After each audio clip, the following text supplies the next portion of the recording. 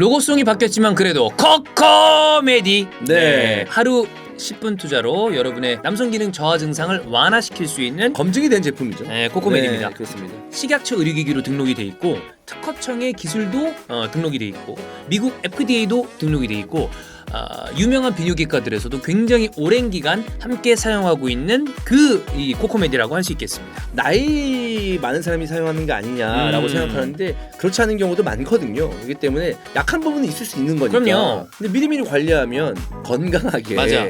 성생활을 즐길 수 있지 않을까, 라는 생각입니다. 고개를 다 숙인 상태에서 시작하면 너무 늦을 수도 그렇지. 있어요. 제가 코코메디 얘기하면 항상 말씀드리는 게 상담을 받으세요. 상담. 약간 머뭇거려질 수도 있다고 생각해요. 익숙한 제품이 아닐 수도 있으니까. 그럴 때는 과감하게 전화해서 이러저러저러한데 저러저러저러하다 그러면 상담을 아주 친절하게 해주시기 때문에 저는 꼭 상담을 끼를 추천을 드리고요. 저희 이스타TV 애청자 이벤트가 있습니다. 검색창에 이스타 코코메디 검색을 하신 다음에 상담 신청을 하시면 이벤트가 진행 중에 있으니까 꼭 요거 체크해 주시고요.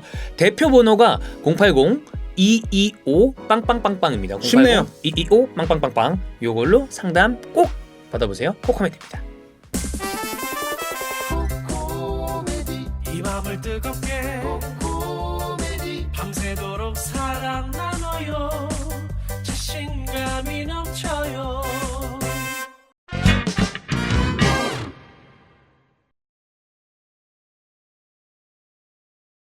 그 원투펀치에서 네. 2003년 그 유망주들 그렇죠. 형철이랑 지현 네. 형이랑 한의원님이랑 이게 뽑은 게 있더라고. 0203 그러니까 02년 이후 네. 출생자들이죠. 거기에서 이제 또 주드 벨링엄 같은 선수들이 굉장히 높은 평가를 다 받았고. 패드리가 만장일치로 1위. 인정이죠. 패드리 진짜 축신입니다. 진짜 잘하죠. 네, 그리고 안수파티는 부상이 아니었다면 아니었으면 충분히 타고난 재능으로는 네. 1위감이다. 이 그렇지. 얘기도 모두 다 입을 모아서 그렇습니다. 얘기했죠. 저도 그걸 봤는데 거기에 또 이제 뺄 수 없는 선수가 분데스리가에 또 걸출한 스타 하나가 나왔잖아요. 네. 레버쿠젠의 플로리안 비르츠. 근데 이 선수가 좀 심각한 부상을 당했습니다. 동작을 한번 봤는데요. 음. 그 부상당한 동작을 다시 보기 힘들 정도로 무릎이 좀 뒤틀리는 모습이 돌아가는 보였죠. 모습이 있었죠. 그래서 십자인대뿐만이 아니라 반월판도 손상됐을 가능성이 좀 크다.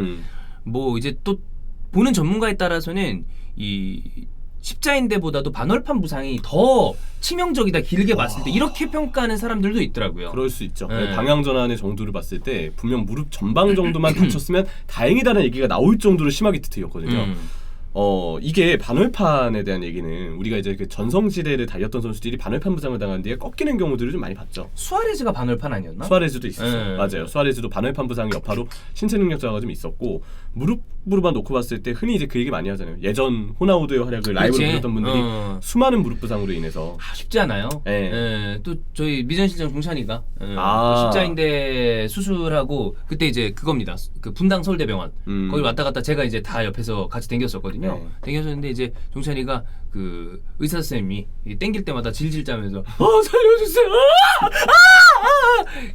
여러분 십자인대가 그만큼 아픈데 네. 종찬이가 또 엄살이 좀 유독 심해가지고 이제 선생님이 얘기를 했어요. 아니 다들 잘하는데 왜 이래? 이러면서 오히려 답답해하셨다. 종찬이가 또 그 재활을 잘 못했어요. 엄살이 네. 심해가지고. 근데 근데 종찬이한테 한정된 얘기입니다. 맞아요. 네. 재활을 잘해야 되는데 종찬이 형이 재활을 안 하신 거 아닌가요?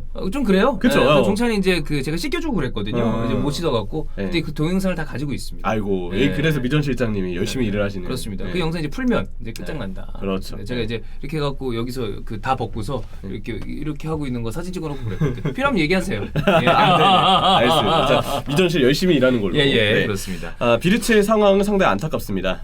내측 축부인데 반월판 얘기 드린 대로 손상 가능성이 좀 크다고 하고요. 이거는 이제 복귀 시점이 네. 사실상 거의 1년이에요, 이러면. 근데 이러면 1년이 지금 월드컵도 얽혀 있는 기간이기 그러니까. 때문에 돌아온다 해도 네. 폼 회복에 있어서는 역시 불투명한 여부가 좀 크고 독일 대표팀이 무리해서 만약에 발탁을 한다는데 이게 과연 비르츠한테 옳은 일인가? 그러면 안 되겠죠. 저는 솔직히 얘기해서 선수 개인의 어떤 관점으로 네. 봤을 때 정말 이게 쉽게 얘기할 수 있는 얘기는 아니지만 월드컵은 포기하는 게 맞지 않나? 그게 나을 수도 있어. 그게 장기적으로 봤을 때 뭐 맞죠. 사실 이런 부상은 또 어떻게 그러니까 생각보다 정말 회복이 빠른 선수들도 있습니다. 근데 정말 조심해서 좀 돌아왔으면 좋겠고. 왜냐면 그 무리하게 국제대회를 출전했다가 오히려 커리어가 더 꺾인 경우들을 우리가 좀 봤죠. 거꾸로 반다이크의 경우에는 오히려 국제대회를 포기하면서 클럽에 대한 어떤 그런 것도 있겠지만 본인의 몸을 최대한 끌어올리기 위한 거를 많이 했잖아요. 맞아요. 이 나이가 어린 그러니까 25세 아래 이 요때쯤 선수가 빠르게 좀 복귀하려다 보면은 오히려 재발 가능성이 높다라는 이야기도 많이 있다고 해요. 맞아요. 그래서 이런 부분들 때문에 참 비르츠 플레이 볼 때마다 이게 진짜 이 나이 때 선수가 맞나 싶을 정말 대단하죠. 그 주니어님 표현을 좀 빌리면 독일의 이니에스타라는 얘기를 해주셨어요. 근데 저도 이 비유가 딱 맞다고 생각해요. 파이널 서드 지역 올라가서 위치 잡는 거, 시야를 통한 볼 관리 능력, 전개 능력, 동료 활용 능력을 봤을 때 비르츠는 약간 타고난 축구 지능이 있어 보였거든요. 어쨌든 안타깝고 비르츠가 빨리 돌아왔으면 좋겠는데 십자인대 관련돼서 부상을 당했다가 그래도 좀 잘 복귀가 됐다거나 관련된 이슈가 있었던 선수들을 간단하게만 저희가 볼게요. 아까 방금 얘기했지만 버질 반다이크. 네, 반다이크가 이대로 계속 부상 없이 쭉 유지해서 좋은 선례가 됐으면 좋겠어요. 그렇죠. 네. 그러니까 예전 아직은 모르기 때문에. 그러니까 본인이 난 아직도 그러니까 이런 그게 있어요. 형철이가 이제 운전한 지 그렇게 오래 안 됐잖아. 네. 근데 운전하다가 만약에 사고가 한 번 나. 그러면 질에 겁이 납니다. 그냥 차선 바꾸는 것도 힘들어져. 그러니까 왼쪽에 사고가 났다 쳐. 그럼 왼쪽에 차가 살짝만 들어와도 움찔하게 돼. 이게 몸도 그렇잖아. 한 번 다쳤던 데는 이게 몸이 신체적으로 100% 돌아왔다 하더라도 심리적으로 혹시 이런 생각을 하게 되면 그때 오히려 그게 부상으로 이어지는 경우들도 있다 하더라고. 선수들도 네. 물어보면. 그러니까 맞아요. 반다이크도 내가 보기에는 뛸 때나 그럴 때 심리적으로 아직 예전에 100%인가라고 묻는다면 조금 약간 조금 조심하는 게 아닌가라는 플레이가 난 나올 때가 있다고 봐요. 그래서 본인도 얘기하죠. 아직 100% 나온 거 아니다. 계속 관리하면서 뛰고 있다는 돼. 생각이 드는데 그래도 점점 자신감이 붙는지 폼이 올라오고 있는 거는 긍정적입니다. 근데 그 부상 장면 진짜 다시 보기 힘들 정도예요. 저는 그 이후로는 진짜 그거 다시 못 보겠어요. 이게 머지사이더비였잖아요. 픽포드하고 이제 경합에서 있었던 일인데 인대 이제 대부분이 파열이 돼서 시즌 아웃 그랬고 인대 재구성을 위한 이제 수술을 했는데 수술을 약 3개월 뒤가 되어서야 가볍게 걸을 수 있었다고 합니다. 말하기가 힘드네요. 회복 기간이 한 8에서 9개월 정도 이제 소요가. 이게 전방 십자인데 최고 수준의 부상이었대요. 그러니까 이건 진짜 듣기만 해도 좀 진짜 끔찍하고 이런 거는 여러분 저희가 주원이 형이랑도 얘기 많이 하는데 주원이 형이 이런 거 말하기 되게 힘들어해요. 이거 영상도 안 보려고 해. 맞아요. 이게 본인도 주원이 형도 부상을 당하고 이런 적이 있어요. 당하셨으니까. 막 굉장히 좀 어려워하는데 어쨌건 간에 수술한 다음에는 재활을 그래도 좀 잘해서 이 요가나 여러 가지 재활 프로그램을 했다고 해요. 그렇죠. 그래서 심적인 여유도 좀 찾게 되었다고 하고 머지사이드에 위치한 리버풀 트레이닝 센터로 복귀한 다음에도 완벽한 회복을 위해서 유로 2020에 본인이 출전하지 않았어요. 국제대회를 나가지 않았어. 공백기는 약 10개월 정도 있었고요. 그러면서 이제 밤사이크는 이제 돌아오게 된 거예요. 아마 우리 시청자분들 중에서도 십자인대 부상당한 분들 많을 거예요. 네. 근데 이게 진짜 정말로 축구하다 많이 당해요. 급격한 방향 전환을 그러니까 십자인대가 방향 전환에 그 사용이 되는 인대 아니야. 그렇죠. 근데 그런 부분에 어려움을 겪는 경우가 많고 그래서 군대 가서 축구 많이 하잖아. 거기서 부상당하는 경우들이 진짜 많아요. 맞아, 얘기 많이 들었죠. 어쨌든 반다이크가 그랬고 그 다음은 또 균도안. 균도안. 참 이 균도안의 부상도 안타깝죠. 균도안도 부상이 참 잦았던 선수죠. 이 기동력이 나쁜 선수가 아니었는데 엄청 좋았어요. 부상의 여파가 항상 발목을 잡은 케이스라고 생각해요. 진짜 그렇습니다. 대단한 선수인데. 네, 2016년이었죠. 네, 와포드전에서 노르딘 암라박과 충돌 이후 십자인대 부상을 이제 당했습니다. 오른쪽 무릎 바깥쪽에 이제 이상을 느꼈다고 하는데 전방 십자인대 부상이었고요. 시즌 아웃을 당했죠. 레이먼 쿠갓 박사가 있는 이분 되게 유명한 거 아마 뉴스 많이 보셨던 분들 이름 다 들어보셨을 거예요. 무릎 쪽 부상에 대해서 특히 얘기가 많이 나오는 인물이죠. 바르셀로나를 향한 다음에 수술을 받았는데 한동안은 바르셀로나 지역에 이제 머물렀고요. 매일 2시간 동안 재활 훈련에 임했는데 45분 동안 무릎 냉동요법을 이제 취했다고 하고 생강차를 많이 마셨대요. 왜냐 생강차가 소염 작용에 굉장히 좋다고 합니다. 생강차는 저도 많이 마시거든요. 이제 목에 좋다고 그래서 감기가 있을 때 생강차가 좋다고 하잖아요. 생강이 몸에 굉장히 좋다고들 하죠. 맨체스터로 복귀 이후에는 시티의 가장 최신 훈련 시설, 수중 런닝머신, 또 가열 체인버 등과 같은 이 시스템을 활용한 재활에 병행했다고 합니다. 좋은 거는 뭐 다 했겠지. 이러한 기간이 무려 9개월. 그러니까 그렇게 해도 9개월이야. 이게 사실상 1년이야. 왜냐하면 이렇게 재활을 한 다음에 돌아와서 필드에서 매치 핏을 만드는 것도 시간이 걸리거든요. 그렇죠. 네. 근데 다행인 점은 균도안이 이렇게 복귀를 하고 다행히 정말 여러 좋은 시설들을 경험하고 다 본인의 노력을 투자한 결과인지 모르겠지만 균도안은 최근에 부상 자체는 많지 않아요. 그래요. 네, 그게 진짜 다행이지 않나. 그렇습니다. 이거는 비르츠 입장에서도 나도 잘 관리하면 되겠구나라고 희망을 가질 만한 그러면 좋겠다. 요소가 됐으면 좋겠고요.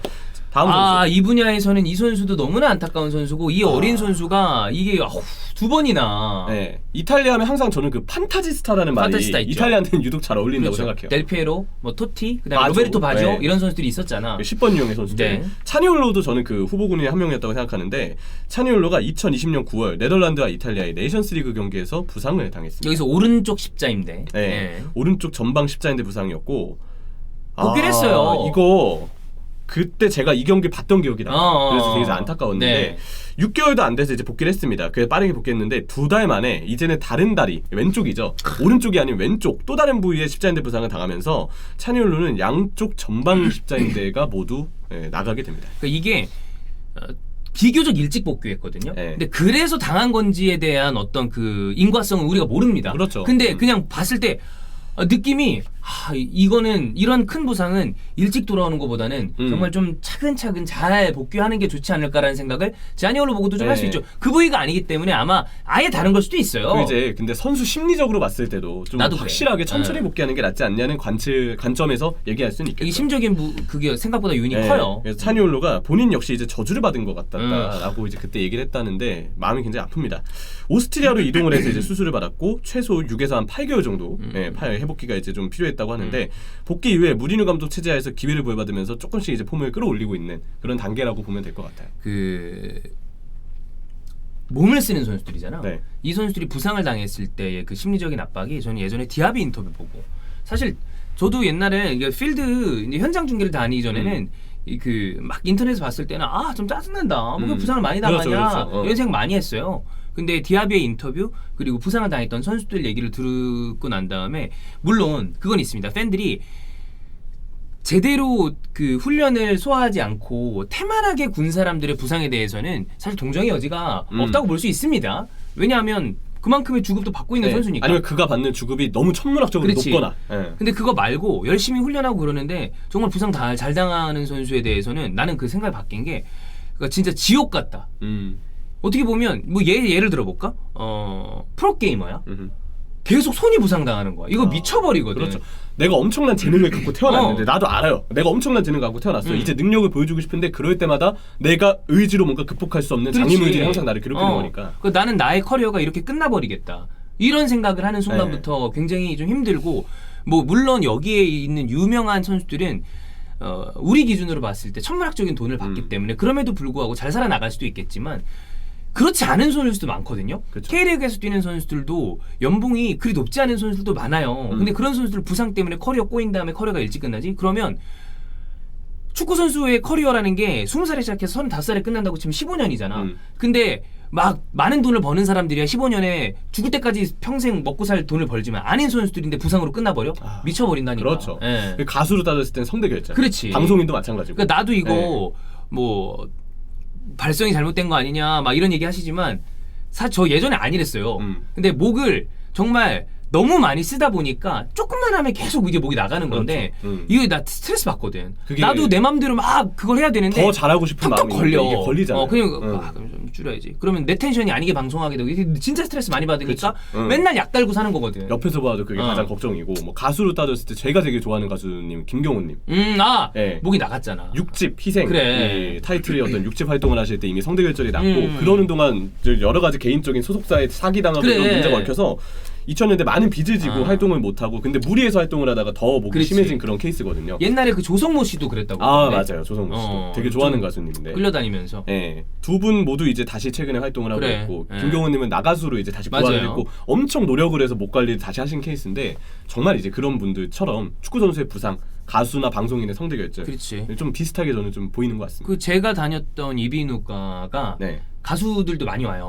목과 관련된 성대만 하는 데니까. 근데 거기도 보면 이제 그 원장님이랑 얘기를 하다 보면 진짜 어마어마하게 스트레스가 심하다. 근데 이게 뭐 본인이 막 놀고 먹다가 되는 게 아니라 잘하려고 하다가 이렇게 뭐가 문제가 생기는 거니까 뭐 또 이런 예로 아센시오도 2019년에 십자인대 프리시즌 경기 중에 부상을 당한 적이 있었는데 이걸 중계했던 경험이 납니다. 중계를 했었어요. 기억이 나요. 그때 오바메양 선수하고 경합을 할 때 아센시오가 등을 지면서 이제 키핑을 하려고 하다가 자기가 무릎에도 잘못 디뎠던 것 같아요. 그리고 뒤에서 이제 눌리니까 좀 부담이 심하게 온 거죠. 그래서 왼쪽 무릎 십자인대 쪽에 이제 부상을 당했고 거기다 반월판까지. 그래서 예상 회복 기간이 그때 8에서 한 9개월 정도로 소요가 됐었습니다. 하루에 6시간에서 8시간 정도를 재활에 투자했대요. 부상 이후에 첫 2달 정도는 수영장 내에 자전거를 탔고 이후 고무밴드와 웨이트를 병행하면서 무릎의 자극을 최소화하는 방식을 바탕으로 근력을 늘리는 재활 방식을 택했습니다. 약 10개월 정도의 재활 끝에 복귀해서 10달.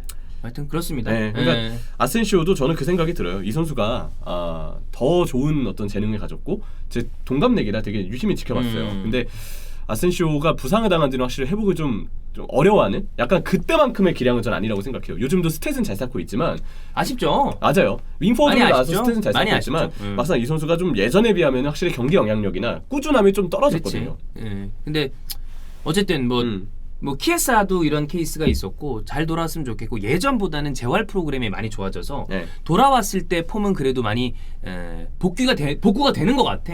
비리치도 잘 이겨내고 네.